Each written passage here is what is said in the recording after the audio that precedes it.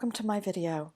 My name is Patricia Thornton and this is my submission for Activity 10 of George Washington University, course labeled Instructional Needs Analysis. This is a story of a needs assessment project, how the deal went down, and the lessons learned.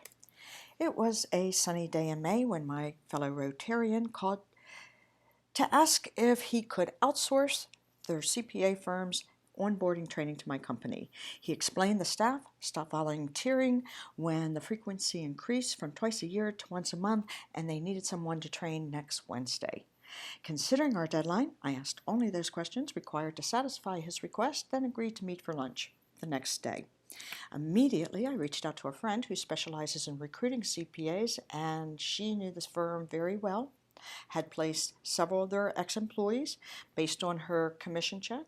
The firm is experiencing a turnover 15-20% above the market. The firm's salaries and benefits appear above market also, but obviously are not enough to make unhappy employees happy.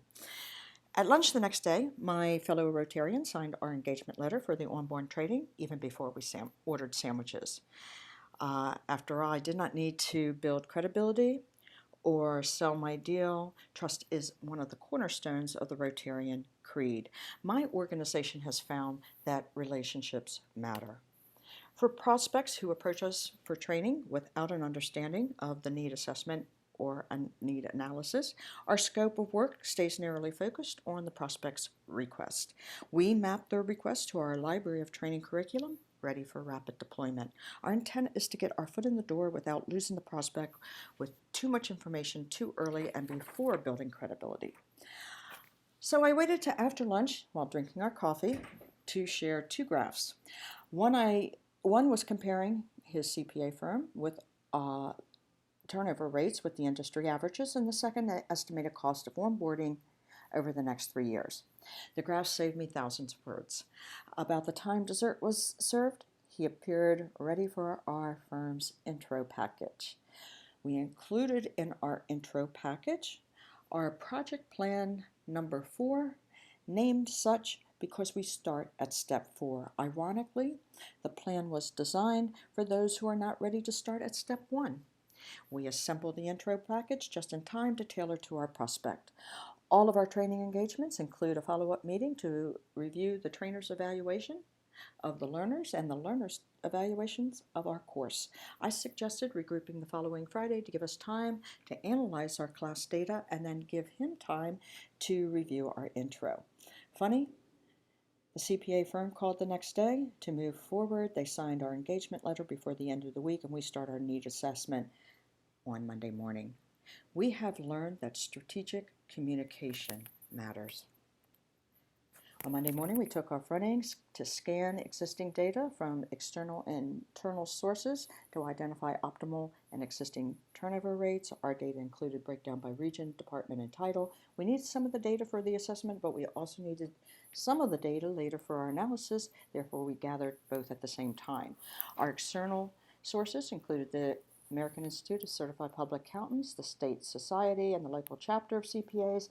And then my recruiter friend provided a wealth of information, both qualitative and quantitative. For our internal scans, we obtain credentials to our clients' databases. We refer to our process as the Columbo approach because we have learned that data matters. Simultaneously, we identified 60 managers to participate in our 1-minute survey with 5 questions to understand their perspective of optimal and existing turnover. We will need the managers to deploy our solutions. Therefore, they must be engaged from the beginning throughout the process. They must understand clearly our collective vision and their purpose.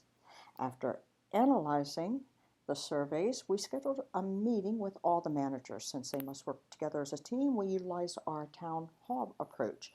We want to create a sense of inclusion, transparency, integrity, and ownership in our communication as a group. By the end of the meeting, we intend to have a consensus on the optimal and existing turnover, resulting in our gap to fill. We have learned that internal buy-in matters. Our next step is our presentation to 23 very expensive and very busy partners. We present the data collected, our analysis, their options moving forward in a PowerPoint summary Takes about 30 minutes, and then we hand out a booklet with the details. We open the floor for questions at the end. We need the partners to understand to maximize results. We need to take a holistic approach. Whereas we consider mega, macro, and micro issues impacting their business, performance, and learning needs in the short term, intermediate, and long term. We look for strategy, our strengths, weaknesses, opportunities, and threats. Our company goes way beyond training. We have overwhelming data to conclude that basic needs must be satisfied before a company can enjoy optimal results. We define basic needs as health, safety, belonging, and self-esteem and development. If an employee feels stressed, career at risk, excluded from relevant work experience, or lacking self-esteem, they can't perform.